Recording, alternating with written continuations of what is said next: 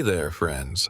Grab a seat and pour yourself something cold. Today's story is one of those that really makes you stop and think. It's about a couple who had it all: money, a big, beautiful boat, and a dream to sail around the world. But sometimes, even the best laid plans and the finest gear can't save you when the sea decides otherwise. This is the story of Carl and Anne-Marie and their beloved boat, Escape. A luxury yacht built for high performance, she was designed to eat up the ocean miles in comfort and style. But what began as a dream voyage across the Atlantic ended in tragedy just a few hundred miles short of safety. Let's dive into it. Carl and Anne-Marie were living what many would call a textbook modern life. They had good corporate jobs, comfortable, respectable careers that had them commuting into the city each day, dressing sharp, attending meetings, climbing the ladder. Their home in Germany was warm and well kept, with a cozy little garden out back and, yes, I'd bet a solid espresso machine humming in the kitchen each morning. Everything was in its place, secure, familiar. But sometimes, familiarity can start to feel like a cage. You wake up, pour your coffee, check your emails, and a little voice inside starts whispering, "There's got to be more than this." And Carl and Anne-Marie listened to that voice. They began dreaming. Not just of holidays or long weekends, but of a completely different kind of life. One with sea breezes instead of subway air, sunrises over the water instead of traffic jams. They wanted freedom, not just from their jobs, but from the whole framework of land life. No more clocks, no more desks, just the rhythm of the tide and the wind. They didn't just want to cruise the local lakes or pop down to the Mediterranean a few times a year. No, their dream was global. They wanted to sail around the world, fully, truly, without limits. From polar waters to tropical lagoons, bustling foreign ports to isolated anchorages where the nearest neighbor might be a curious dolphin or a pair of seabirds. So, they went all in. They sold their home, their furniture, their cars, everything that didn't float. They untethered themselves from the life they'd known for decades. And with that cash and their eyes on the horizon, they set out to buy not just a boat, but the boat. Something big, something fast, something ocean-worthy enough to cross seas and safe enough to live on full-time. They turned to CNB, renowned for building performance blue water cruisers with luxury and muscle. And the result? A sleek 67-foot sailing yacht that looked like she'd been pulled straight from a sailor's dream. She was elegant but tough, high-tech but simple where it counted. A boat built not just to survive the sea, but to dance with it. Over $2 million. That's what it took to make their dream real, and they named her Escape. It was a name full of meaning, an escape from boardrooms and business trips, from grocery lines and daily routines, from winter coats and morning alarms. For Carl and Anne-Marie, Escape wasn't just a name, it was a new identity, a new chapter, and a new promise that they were finally going to live life on their own terms, powered by wind and wanderlust. And at first, it was perfect. Everything they had hoped for. That first sip of freedom must have tasted sweeter than any cappuccino ever brewed. They launched Escape in March of 2019, full of excitement and possibility. She shimmered in the marina like a new chapter just waiting to be written. And they didn't waste any time. Almost right out of the gate, they pointed her west, putting the big blue Atlantic in their sights. It was bold. New York City as their first major landfall. Not a gentle coastal cruise or a cautious maiden voyage, but a full-throttle leap across one of the most formidable patches of ocean there is. But that's the thing about a boat like Escape. She wasn't built for small dreams or timid sailors. At 67 feet, she had both the power and the comfort to make open ocean crossings not just survivable, but truly enjoyable. And Carl and Anne-Marie, they were more than just hopeful dreamers. They were prepared. They'd trained, studied, and surrounded themselves with the right tools and technology. They were cautious, yes, but not afraid. That first crossing was a proving ground, and Escape passed with flying colors. When they docked in New York Harbor, skyline glittering above, they must have felt like they were truly on top of the world. From there, they began to slide down into a rhythm that so many of us only daydream about. Clear water, warm nights, sails full of wind, and days marked by sunrises and sunsets rather than clocks and calendars. They eased down through the Caribbean, taking their time, island hopping from one postcard-perfect bay to the next, learning the boat, learning each other in this new life.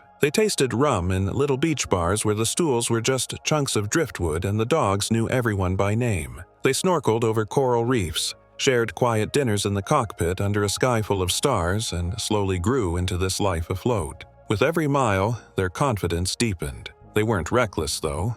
Far from it. Every step of their journey had been carefully considered. Charts, forecasts, gear checks. They knew the importance of planning and preparation, and they had the kind of boat that rewarded that mindset. Escape wasn't just fast. She was consistent, comfortable, and trustworthy. She could tick off 200 miles a day without raising her voice. But, as every cruiser knows, even paradise has a clock on it. Hurricane season began creeping in from the edge of the calendar, and like all good sailors, they started looking for a way out of the danger zone. Now, most folks in the Caribbean would take the well-worn route, back west through the Bahamas, maybe stop in Florida, tuck into a marina or a cozy inlet until November rolled around. But Carl and Anne-Marie had a different idea. They had this powerful boat, and they had experience. So, instead of going the slow, stepping stone route, they planned a more direct run north to Nova Scotia, a straight shot across open ocean, right up the Gulf Stream. With Escape's pace, they could make fast time, slicing through the miles like a knife through warm butter. To prepare for the offshore stretch, they brought in reinforcements. 2 seasoned crew members, both of them sharp, capable, and eager to put some serious ocean miles behind them. One was a licensed captain, the other an experienced hand who'd done plenty of passages himself. Together, the 4 of them made a solid team. Skill, strength, and strategy, all in one package. They checked and double-checked everything: rigging, sails, electronics, safety gear. They waited in Bermuda, watching the weather, knowing the window had to be just right. When it came, they were ready. Every sign pointed to a smooth ride. They were confident. The boat was prepped. The crew was sharp. What they didn't know, and couldn't have known, was how quickly the ocean would change its tune. They staged in Bermuda, waited for a decent weather window, and then set off on June 9th. Winds were favorable, 15 knots from the south, perfect for a downwind run. They rigged the preventer, paid out the main, and pointed north. The first day flew by. They knocked out 200 miles with ease. But as any sailor knows, ocean weather is a tricky beast. Forecasts don't always hold, and things can shift fast, especially on a long passage. Before sunset, they did the smart thing and reefed down. Less sail overnight meant a more manageable boat and better sleep. At least, that was the plan. That night, the wind behaved just like the forecast had promised. Steady, gentle, coming from the south. Escape hummed along, sails trimmed, crew settled into their watch rotations. There was even a sense of calm on board, the kind that settles over a boat after a couple days at sea. They'd made good miles, the crew was in sync, and the weather looked friendly enough to keep the course. But the next evening brought a different picture. The latest weather update came in, and it looked like the wind was going to fall off through the night. Not disappear, but drop low enough to make sailing inefficient, especially with such a heavy boat. They decided to fire up the engine and motor sail through the night, keep some pressure in the sails for balance, but let the diesel do the hard work. Carl, feeling the lull and trusting the conditions, went below to grab some much-needed rest. The kind of sleep that's half deep, half aware. You never fully shut off when you're offshore. Even in your bunk, your body still listens to changes in motion, to new sounds, to that sixth sense every sailor develops when something's not quite right. And then, it happened. Anne-Marie burst into the cabin, her voice sharp, panicked. Something was wrong, very wrong. Carl was up in an instant, and he didn't need to ask questions. He could feel it. The boat was heeled hard to port, thrashing through the water at an unnatural pace. The smooth motion from earlier was gone, replaced by wild lunges and the unmistakable roar of wind driving them far too fast. A squall had come out of nowhere, one of those sneaky nighttime storms that slips past forecasts and arrives like a freight train. The wind wasn't 15 knots anymore. It had slammed up past 30, maybe more, and the sea had answered in kind, throwing up towering walls of water, some over 26 feet tall. Up on deck, the crew was already scrambling. Sheets were straining, winches whining, voices shouting into the night. Anne-Marie was back at the helm, knuckles white on the wheel. Carl joined the fray without hesitation, his brain immediately switching to problem-solving mode. They needed to get sail off, fast, but it wasn't going to be easy. The mainsail was still set up for a downwind run, fully paid out and locked down with a preventer. That meant it was out to the side, under maximum pressure from the wind now slamming them from astern. Furling a main into a boom furling system in calm weather can be smooth as butter, but when the sail is overpowered like this, it's like trying to roll up a parachute in the middle of a tornado. Still, they tried. Anne-Marie manned the mainsheet controls while Carl moved forward to handle the Genoa. The two hired crew members did what they could to assist, fighting the wheel, adjusting angles, trying to tame the flapping canvas. They all knew the stakes. A boat this size, in these conditions, could go from manageable to mayhem in seconds. And then it did. A massive wave, tall and hungry, struck escape from the starboard quarter. The boat pitched violently, the stern swinging just enough off course for the wind to catch the back of the mainsail. Backwinding. It's one of the worst things that can happen on a downwind run. The wind, instead of flowing along the sail from behind, suddenly hits it from the front. And that's exactly what happened. The sail, still fully loaded and straining at the seams, was slammed from the wrong side. The boom, a giant carbon fiber club as long as a pickup truck, didn't just shift, it exploded across the boat with terrifying force. The preventer snapped like a guitar string under the strain. The mainsheet, already under enormous load, followed suit with a sharp, violent crack. In one instant, all control over the boom was gone. It slammed from one side to the other, unchecked, dragging a sail that had just turned into a weapon. The sound of it echoed across the sea like cannon fire. Gear tore, voices shouted, and in the chaos, the tone of the night shifted completely, from challenge to crisis. Anne-Marie was struck by the boom and thrown down, unconscious.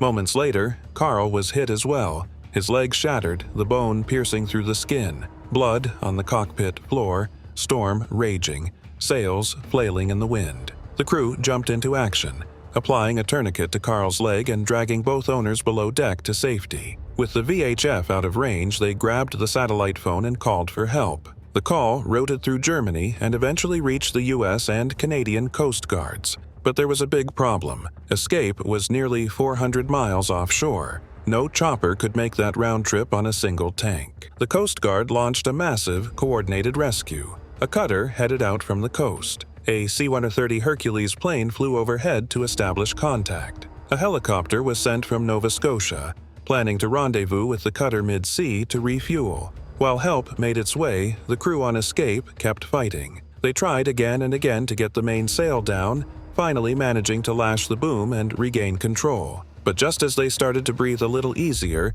the engine stalled, fouled by a line in the water. Thankfully, they managed to clear it and get the engine running again. Then, just before dawn, the sound of salvation roared across the sky. The chopper had arrived. The rescue divers stabilized Carl and Anne-Marie, and they were lifted into the helicopter for the long flight to Boston. But their injuries were too severe. Anne-Marie passed away during the flight. Carl followed shortly after. The crew was eventually rescued by the cutter and escape was left adrift. A salvage crew later found her and towed her to Nova Scotia. She had lost both sails and carried the weight of a terrible story. There's no simple lesson here. This wasn't a story of foolish mistakes or reckless sailing. This was a tragedy born of bad luck, violent weather, and the brutal truth that the sea doesn't care how much your boat costs. If there is a takeaway, maybe it's this. Train your crew well. Make sure every person on board knows how to manage every line, every winch,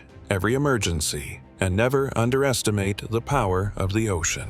I've done my fair share of sailing, but I'll be honest, stories like this make me think twice about crossing oceans. I'm happiest in warm water, dancing from island to island, living slow. But I deeply respect the sailors who chase that big blue horizon. Thanks for hanging with me for this heavy one, folks. Not every sailing story ends in paradise. But these tales matter. They teach us, they humble us, and they remind us to stay sharp out there. If you found this story meaningful, share it with a friend. Until next time, keep the heavy side down, but not too far down. Fair winds, my friends.